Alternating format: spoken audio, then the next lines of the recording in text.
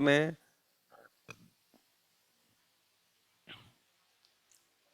तो जितना जितना समझ के क्षेत्र में आप क्या करते हैं, अपनी ऊर्जा का अंतर्नियोजन ही करते हैं। हम लोग पिछले 6 दिन से अपनी ऊर्जा का अंतर्नियोजन कर रहे हैं, अपने अंदर ही लगा रहे हैं, उससे आपको उपलब्धि हो रही है।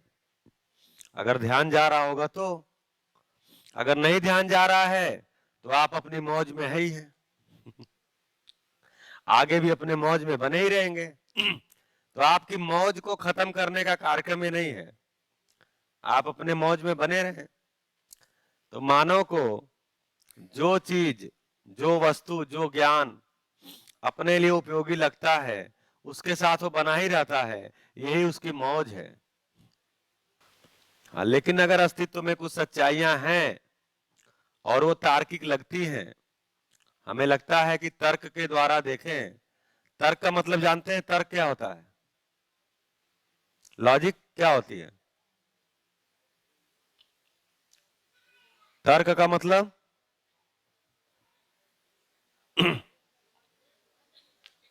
जी,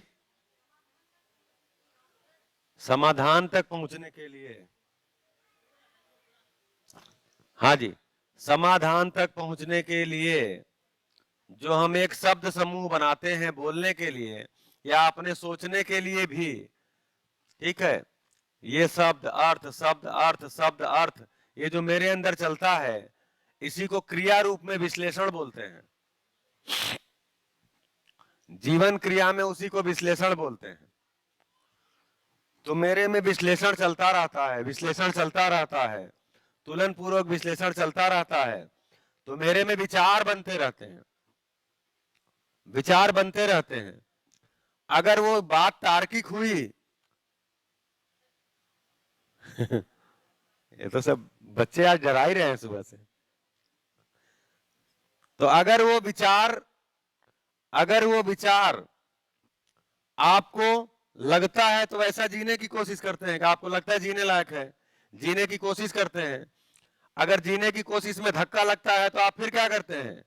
फिर कोई तुलन विश्लेषण करते हैं, फिर विचार अपना बदलते हैं, फिर धक्का लगता है फिर करते हैं। तो तर्क करते रहते हैं, जी के देखते रहते हैं।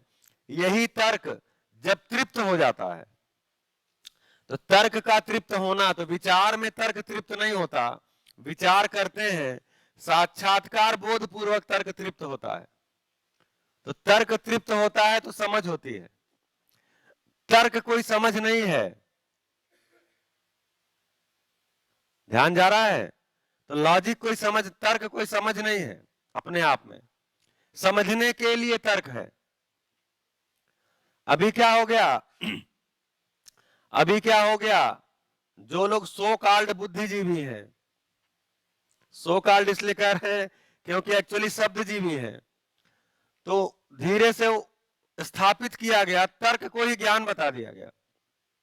तो तर्क अपने आप में कोई वस्तु नहीं है, ज्ञान नहीं है। तर्क से ज्ञान तक पहुंचते हैं तो तर्क में आपको बहुत क्लियर होगा तो अर्थ क्लियर हो जाएगा, बस अर्थ की स्पष्टता हो जाएगी। वस्तु पकड़ में नहीं आती, वास्तविकता पकड़ में नहीं आती, वास्तविकता पकड़ में आती है साक्षात्कार बोध पूर्वक। इसी को समझ बोला, बोध को ही समझ बोला। तो क्या समझ में आया? सत्य क्या है? अब देखिए, न्याय धर्म सत्य तीनों खुल चुका है।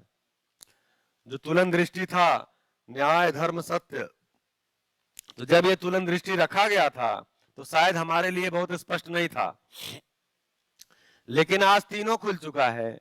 न्याय क्या है? न्याय क्या है? तो ये 9 मूल्य हैं जो मेरे अंदर मुझे पहचान में आते हैं। ये 9 मूल्य हैं जो यहां लिखे थे, ये मेरे अंदर मुझे पहचान में आते हैं। तो मुझे जब पहचान में आते हैं तो मैं वैसा अलग अलग संबंधों में अभ्यास करता हूं। मूल्य मुझे पहचान, तो अभ्यास करके पहचान में आते हैं। अभी समझने के क्रम में क्या है, अलग अलग तो दो अभ्यास निकल के आता है, कर्माभ्यास और व्यवहाराभ्यास।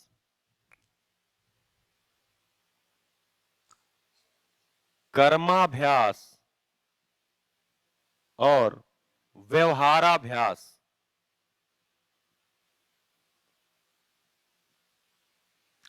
ये दो अभ्यास समझने के लिए भी है और जब समझ गए तो जीने के लिए भी है, प्रमाणित करने के लिए भी है।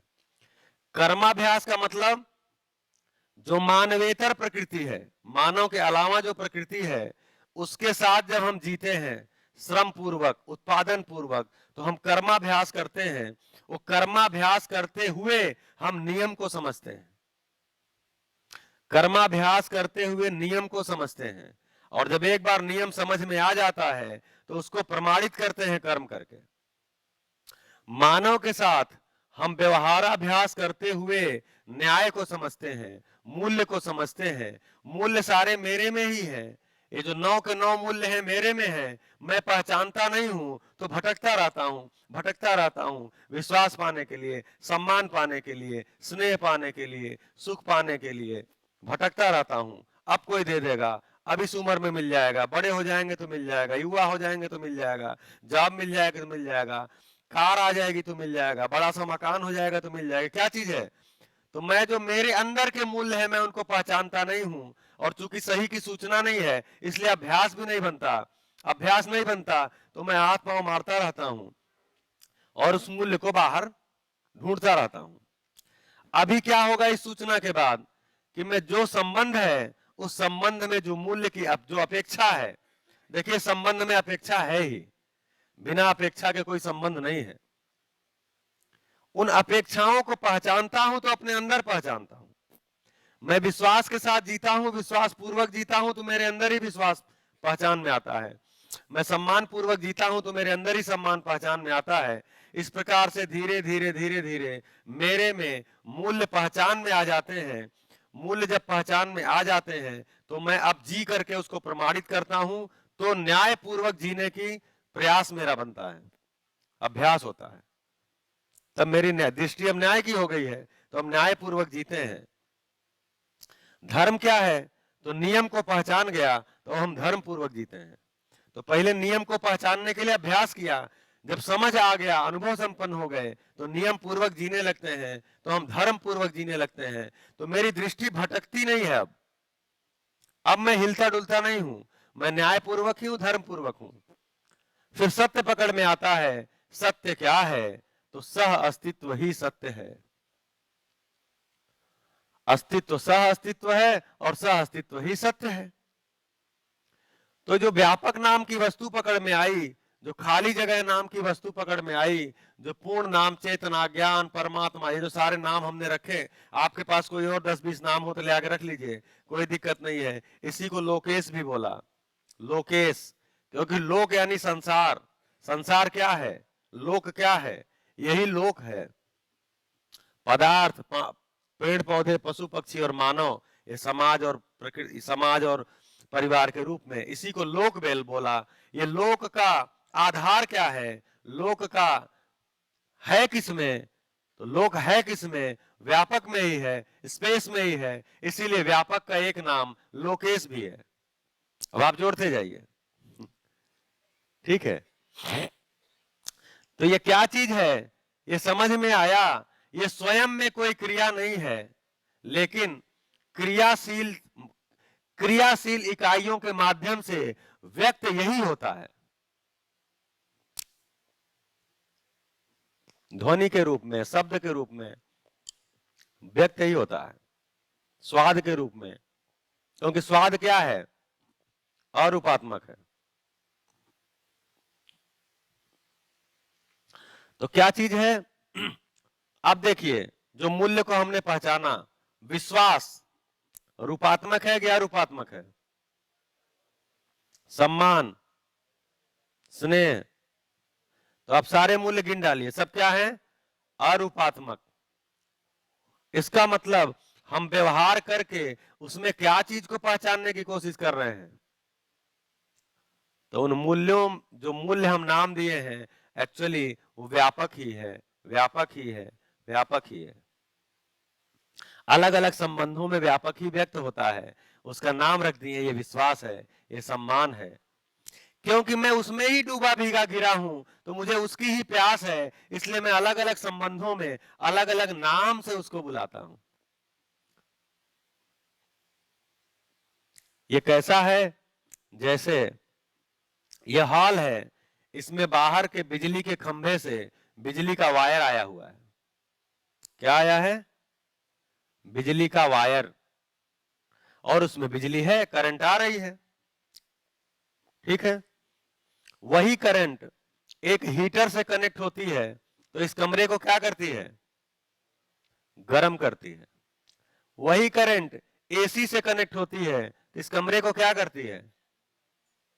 लीजिए, करंट वही है। करंट वही है, एक समय में ठंडा और एक समय में गर्म। ऐसा क्यों है? ऐसा क्यों है? ऐसा व्यक्त क्यों हो रहा है? क्योंकि वो इंस्ट्रूमेंट ही ऐसा है। जैसा इंस्ट्रूमेंट है वैसे इंस्ट्रूमेंट से वो व्यक्त हो रहा है। अगर वो उपकरण गर्म करने वाला है तो वही बिजली गर्म व्यक्त होगी। अगर वो उपकरण ठंडा करने वाला है, वही बिजली ठंडा व्यक्त होगी। व्यक्त वही हो रही है। तो जो धर्म की बात हो रही है, धर्म तो पेड़ पौधों में पुष्टि के रूप में व्यापक ही व्यक्त है। जीव जंतुओं में जीव की जीने की आशा के रूप में व्यापक ही व्यक्त है। मानव में सुखपूर्वक जीने की आशा के रूप में व्यापक ही व्यक्त है। तो सारे मूल्य क्या है? व्यापक ही है, क्योंकि मूल्य अरूपात्मक है, और अरूपात्मक एक ही सच्चाई अस्तित्व में है, वो है व्यापक।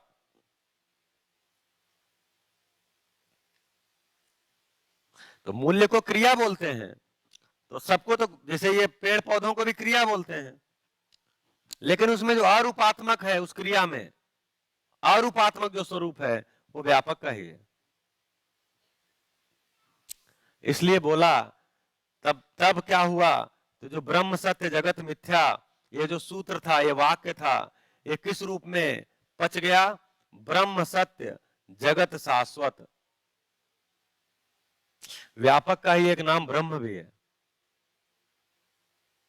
तो ब्रह्म सत्य है। सत्य है, क्यों सत्य है? क्योंकि नित्य है। जो चीज नित्य है वो सत्य है। नित्य का मतलब, नित्य का मतलब हाँ, हमेशा है, न घटता है न बढ़ता है। उसमें कुछ घटा नहीं सकते, उसमें कुछ जोड़ नहीं सकते। बोल दें आप वाला। क्योंकि अगर उसमें कुछ जोड़ेंगे तो क्या चीज जोड़ेंगे? कोई क्रिया ही जोड़ेंगे। घटाएंगे तो क्या घटाएंगे? कोई क्रिया ही घटाएंगे, और वो स्वयं में क्रिया है ही नहीं है। तो जो चीज क्रिया नहीं है उसमें क्रिया कैसे आप जोड़ेंगे, और क्रिया कैसे घटाएंगे? तो इसलिए बोला व्यापक नित्य है। जैसे ही हमको पचता है कि व्यापक नित्य है, ये प्रश्न खत्म होता है, कब से है कब तक है? तो नित्य है, नित्य है। नित्य है इसलिए सत्य है। जो चीज नित्य नहीं है उसको सत्य कैसे बोला जाए? तो तो क्या हुआ? ब्रह्म सत्य है और जगत शाश्वत है। ये शाश्वत है। शाश्वत का मतलब इसका रूप बदल जाएगा, गुण बदल जाएगा, लेकिन वस्तु रहेगी ही रहेगी। विज्ञान में भी हम पढ़ते हैं कंजर्वेशन ऑफ मास। तो ये मास ही है, ये कहां जाएगा? रूप बदल सकता है। आज जैसा पेड़ दिख रहा है वैसा कल नहीं होगा। आज जैसा ये हॉल दिख रहा है, हो सकता है 50 साल बाद ऐसा ना हो। आज जैसा मैं दिख रहा हूं, 20 साल पहले ऐसा नहीं दिखता था, 20 साल बाद ऐसा नहीं दिखूंगा। रूप बदल जाएगा, लेकिन मात्रा तो रहेगी, मास तो रहेगा। तो एक तरह से देखें तो तीन चीजें पकड़ में आती हैं। तीन चीजें पकड़ में आती हैं। एक है नित्य,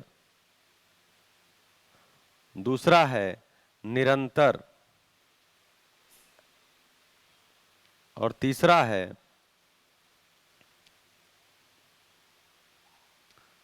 अविनाशी।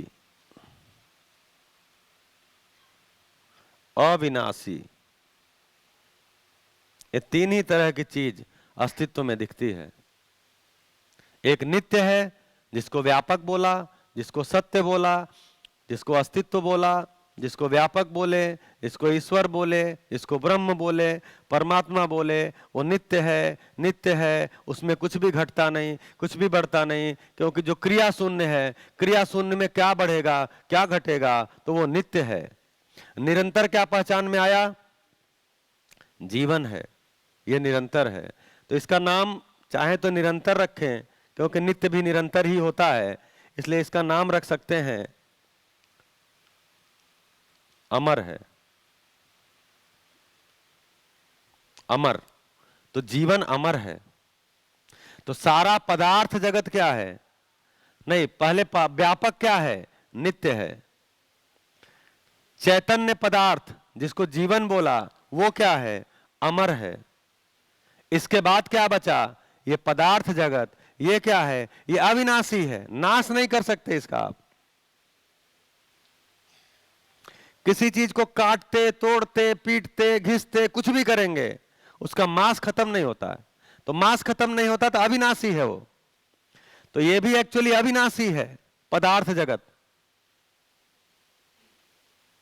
तो अब पैदा होना मरने का कहां तर्क बनता है? ये अस्तित्व बना था और खत्म होने का तर्क ही नहीं बनता, क्योंकि यही तीन सच्चाइयां हैं, इन्हीं में बदल होता है। नित्य में कोई बदल नहीं होता, अमर में केवल गुणात्मक परिवर्तन होता है। ये जो जीवन है, अमर है, इसमें केवल और केवल गुणात्मक परिवर्तन होता है, इसमें मात्रात्मक परिवर्तन नहीं होता।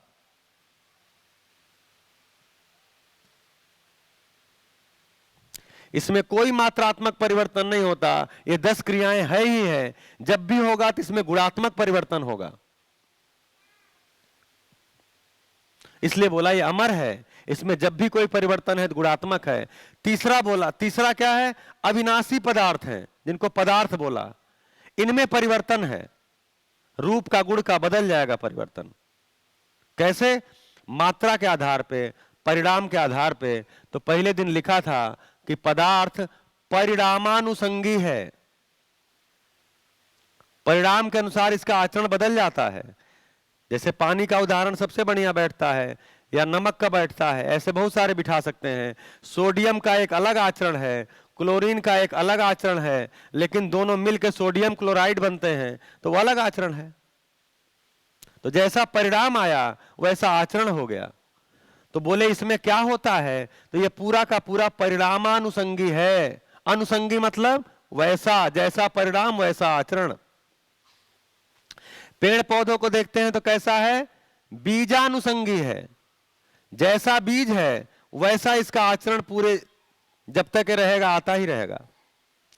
पेड़ पशु पक्षी को देखा तो ये क्या है? वंशानुसंगी है, जैसा वंश है वैसा ही आचरण है। हाथी का बच्चा हाथी के आचरण के साथ होगा, गाय का बच्चा गाय के आचरण के साथ होगा, शेर का बच्चा शेर के आचरण के साथ होगा। ऐसा वंश परंपरा चलती ही रहती है, वंशानुसंगी।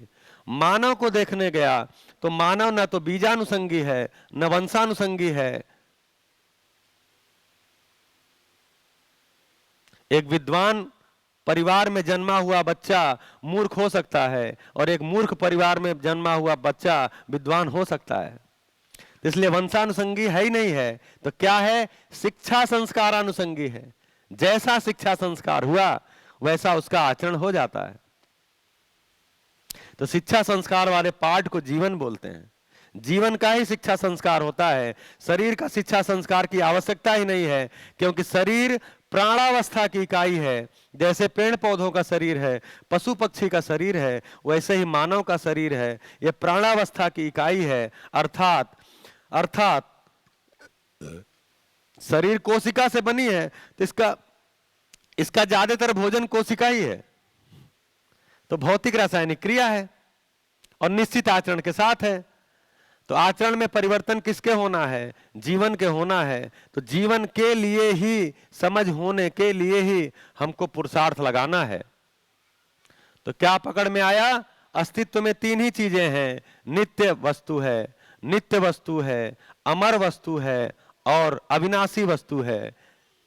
पूरे संसार में कितना भी कहीं भी जाएंगे, अस्तित्व में, ब्रह्मांड में, पूरे ब्रह्मांड भी घूम करके आएंगे तो ये तीन ही सच्चाई मिलने वाली है। तीन में से कोई एक या तीनों, कम से कम नित्य वस्तु तो सभी जगह है, नित्य वस्तु सभी जगह है, व्यापक सभी जगह है।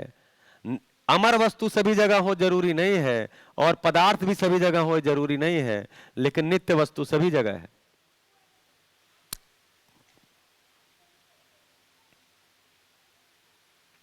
तो तीन क्रियाएं हमको अस्तित्व में पकड़ में आई। एक भौतिक क्रिया, एक रासायनिक क्रिया। भौतिक रासायनिक संसार में जो क्रियाएं होती हैं उसमें दो तरह की हैं, भौतिक क्रिया फिजिकल रिएक्शन और रासायनिक क्रिया केमिकल रिएक्शन। फिजिकल रिएक्शन का मतलब ये होता है जिसका केवल संगठन बदलता है, आचरण नहीं बदलता। केमिकल रिएक्शन का मतलब यह है संगठन भी बदलता है, आचरण भी बदल जाता है, उसको रासायनिक क्रिया कहते हैं। इस शिविर में आकर के एक क्रिया और पकड़ में आती है जिसको जीवन क्रिया बोलते हैं। तो अस्तित्व में तीन क्रिया, भौतिक क्रिया, रासायनिक क्रिया और जीवन क्रिया। और एक वस्तु जो हमको मिली वो क्रिया शून्य, व्यापक क्रिया शून्य है। ऐसे हमको इतनी सारी सच्चाइयां 6 दिन में मिली हैं, ध्यान गया है। तो क्या हुआ है, मुझे बहुत बड़ी लगता है कि कोई उपलब्धि हुई है। जितना ध्यान जाता है उतनी उपलब्धि होती है। अब क्या है, जितनी भी बात हुई है ये सब बातें आपको क्या लगता है लॉजिकल हैं कि नहीं है? लॉजिकल हैं। स्ट्रक्चर्ड हैं कि नहीं है? एक ढांचे में है कि नहीं है? तो आप देखेंगे तो एक ढांचे में है, स्ट्रक्चर्ड है। तो जो चीज लॉजिकल हो, जो चीज स्ट्रक्चर्ड हो, वो शिक्षा की वस्तु हो सकती है। उसको शिक्षा में बड़े आराम से लाया जा सकता है, इसलिए इसको शिक्षा में लाने का प्रयास हो रहा है। अब आप बताइए आपको क्या पकड़ में आया? तो एक काम करते हैं, हमें लगता है कि सब लोग बोल तो नहीं पाते हैं, क्योंकि जो मेरे अंदर जो भाव बना है वो व्यक्त हो सकता है, नहीं हो पाता है। तो एक काम करेंगे, 5 मिनट में, 7 मिनट में आज तक आपको जितनी बात समझ में आई है अपनी कॉपी में लिख डालिए। कोई जरूरी नहीं हमें आप बताइए, जो बता सकेंगे वो बताएंगे, नहीं तो लिख डालिए। आपको जितनी बात पकड़ में आई है उसको लिख डालिए।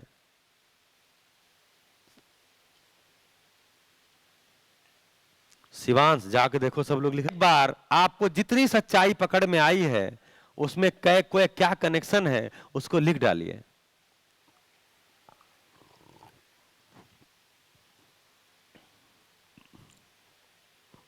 कोई चेक भी नहीं करेगा, आप बोलेंगे या नहीं बोलेंगे जरूरी नहीं है, क्योंकि मुझे लगता है 6 दिन हो गया है, अब ये सभा स्वनियंत्रित है। अब इसमें पर नियंत्रण की आवश्यकता नहीं है। तो आपको कोई फ्लो पकड़ में आया है तो एक बार लिख डालिए।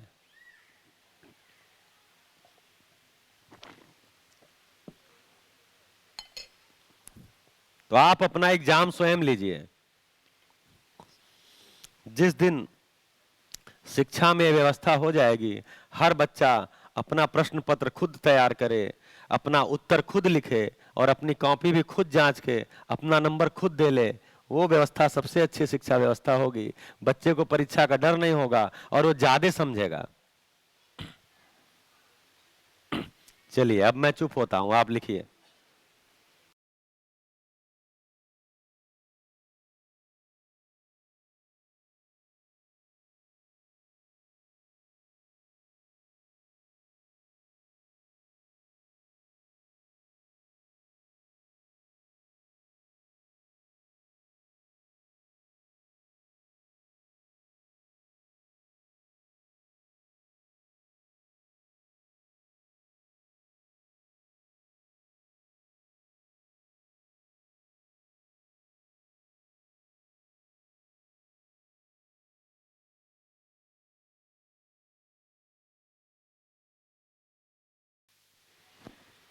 हेलो।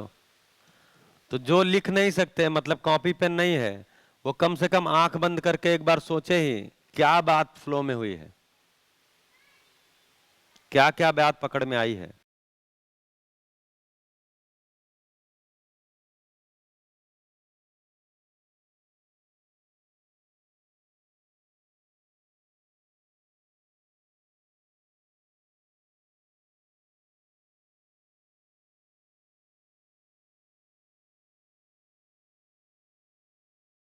और ये भाई कैमरे में रिकॉर्ड भी कर रहे हैं, कौन लिख रहा कौन नहीं लिख रहा, पूरा कैमरा घुमा रहे हैं ये। नहीं बैठे हुए हैं। हाँ, ये अच्छी बात है। પતિ પત્નીમાં એમાંની એક હું છું હો. શરીરની જરૂરિયાત જુદી, મારી જરૂરિયાત જુદી. સંપત્તિ સાધનમાં સુખ નહીં, માનવ મૂલ્યમાં સુખ.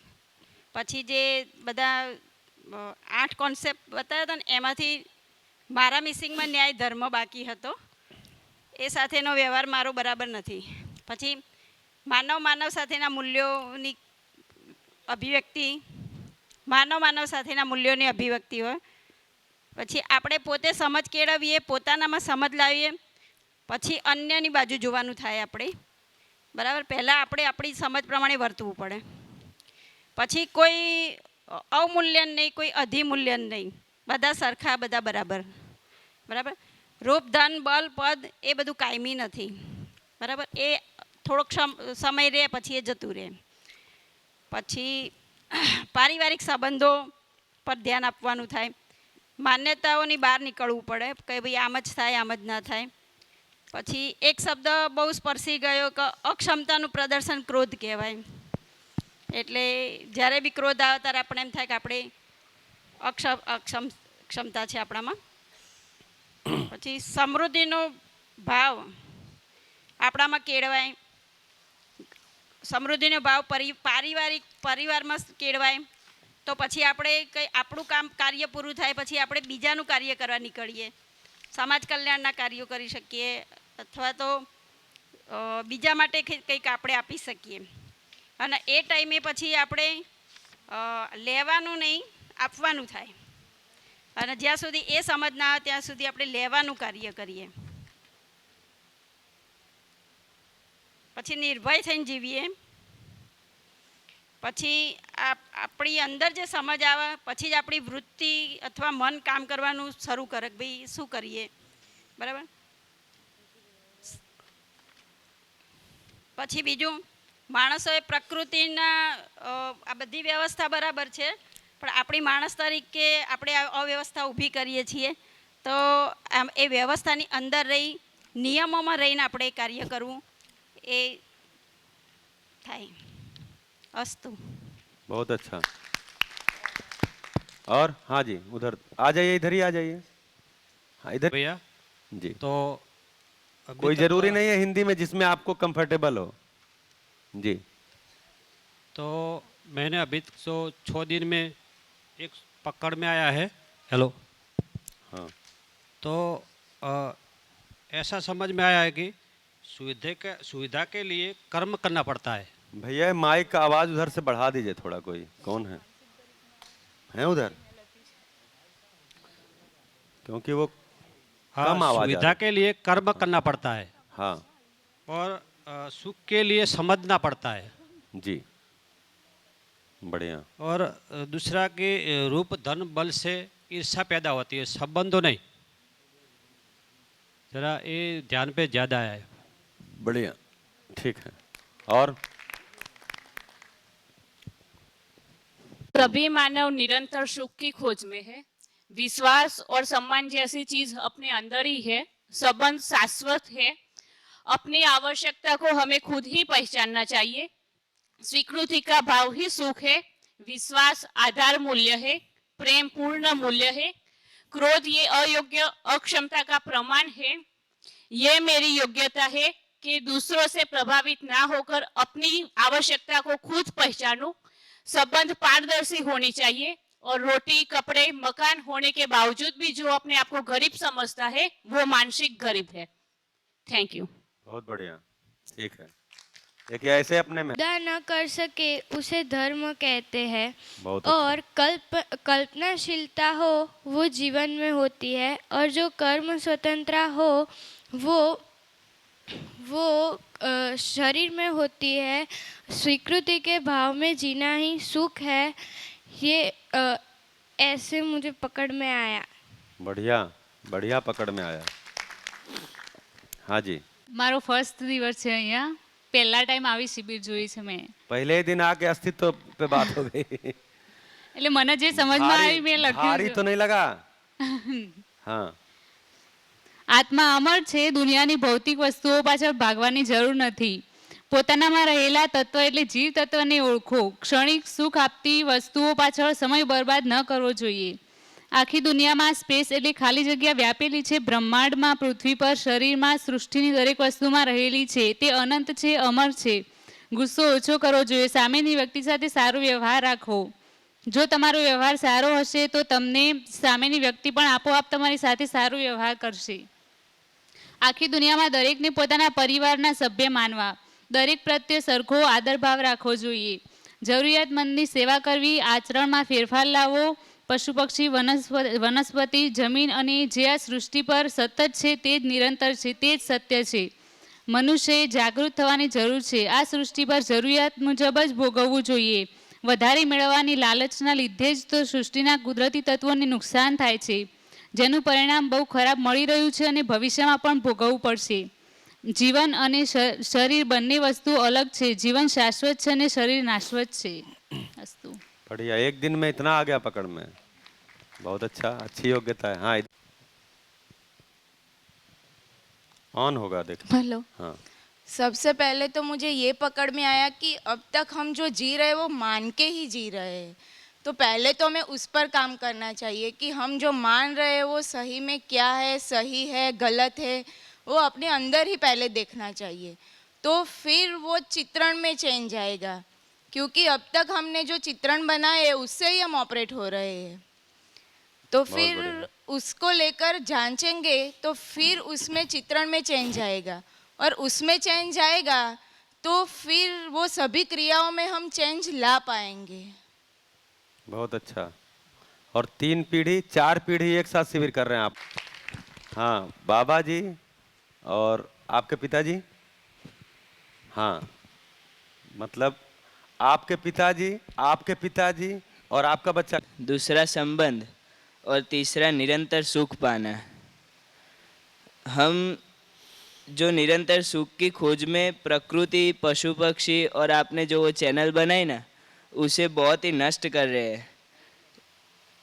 उसका मतलब ये दुनिया पर सबसे श्रेष्ठ नहीं, जो हम कर रहे हैं उससे हम श्रेष्ठ नहीं है, नीच जाति के जीव जैसा लगता है मुझे तो।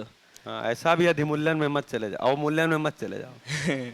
हाँ, ऐसा अवमूल्यन मैंने नहीं कहा है। कहा नहीं, पर ये कह रहे हैं, मैं नहीं कहा हूँ। मुझे लग रहा है ऐसा। हाँ, ठीक है। जिन्हें उनका इस पृथ्वी पर आने का भी पता न हो कि मेरा क्या हेतु है इस दुनिया पे आने का, तो उन्हें जीने का मतलब ही कुछ नहीं, तो क्या वो किया सीखना चाहिए। हाँ, ये कार्यक्रम अब बढ़िया निकाले कार्यक्रम। अपनी सुविधा के लिए हम सब नष्ट कर रहे हैं, और जबकि उसमें निरंतर सुख ही नहीं मिल रहा है। दूसरा ये बात लग रही है कि शिक्षा इस सब में महत्तम है, उसका महत्व ज़्यादा है। दूसरा सुविधा चाहिए तो उसके लिए श्रम बहुत चाहिए।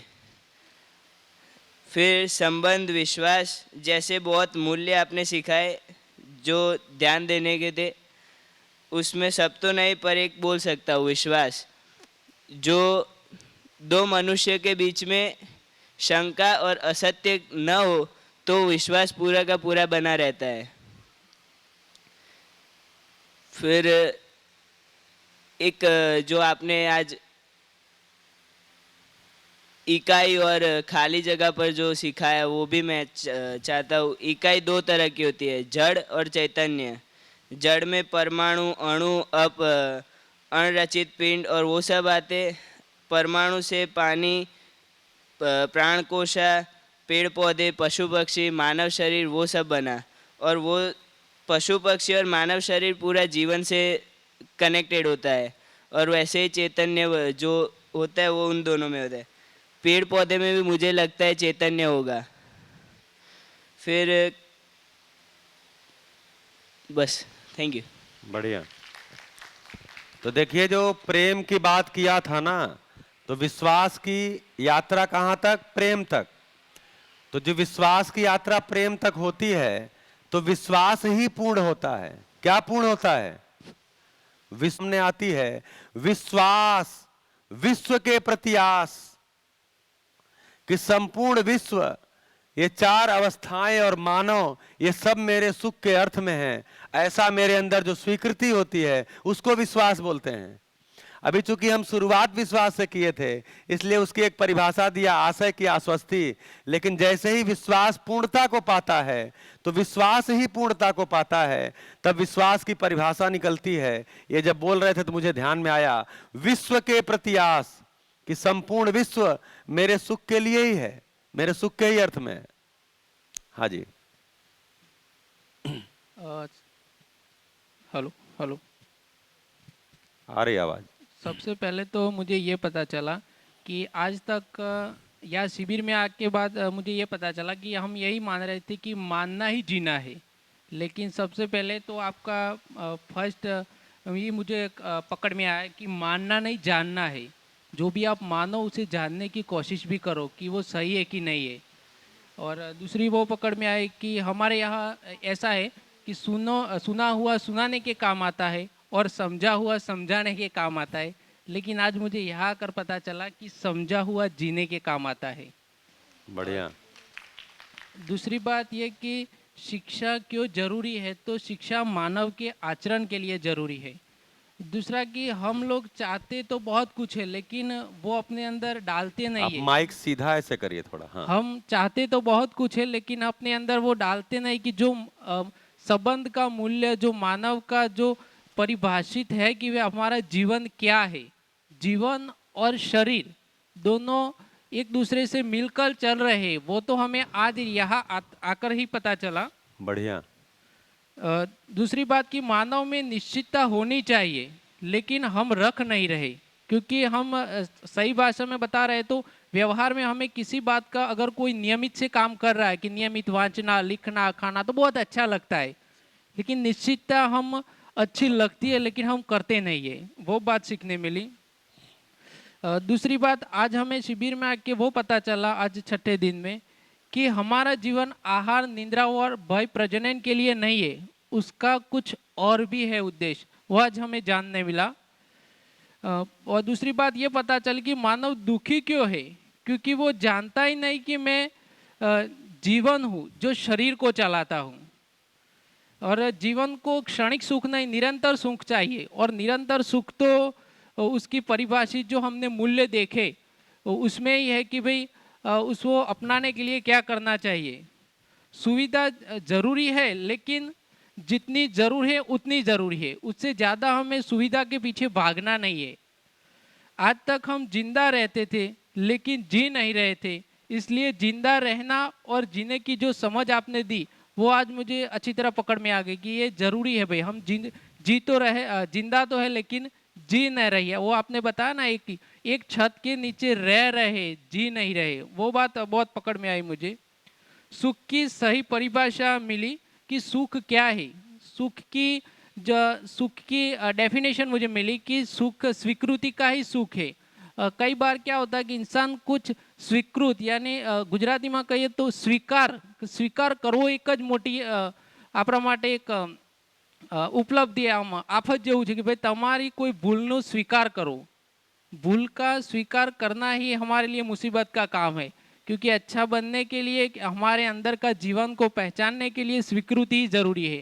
वो मुझे आज पता चला। दूसरी बात, हमारे जीवन में जो 10 क्रियाएं चल रही है, उनमें 4.5 क्रिया के बारे में तो मैंने पढ़ा था, सुना था, लेकिन बाकी की जो क्रिया है वो आज मुझे जानने मिली। सबसे अच्छी बात ये तो ये जीवन शिविर में आके मुझे पता चला कि मेरी सारी समस्या, मेरे सारे प्रश्नों का हल मुझे आज मिल गया। क्योंकि मैं बार कई बार लोगों को प्रश्न कर रहा था कि भगवान क्या है, हमें इंसान क्यों बना है, हम किस लिए पैदा हुए हैं, हमारा उद्देश्य क्या है, इंटेंशन क्या है। लेकिन आज जब अस्तित्व का पता चला कि सर्व में व्यापी है, हम अस्तित्व है, लेकिन उसमें से क्षणिक में से ही हम पैदा हुए हैं। और हमारे पैदा होने का उद्देश्य जो पता चला, तो मुझे पता चल गया कि भगवान हम मूर्ति को क्यों पूजा करते, क्योंकि भगवान एक इंसान ही है कि जो अनुभव और साक्षरता से ऊपर गया हुआ है, उसीलिए हम उसे मानते हैं, पूजते हैं। उसीलिए भगवान भी जरूरी है, क्योंकि हमें वो अभी ज्ञान हुआ नहीं, हमें समझ मिली नहीं सच्ची, उसीलिए। तो मुझे आज भगवान की भी परिभाषा मिल गई। बहुत बहुत श्रवण भाई आपका खूब खूब आभार। बढ़िया, लेकिन पूजा का मतलब भी पता चला होगा। सही बात है। हाँ, ठीक है, बढ़िया। अजी और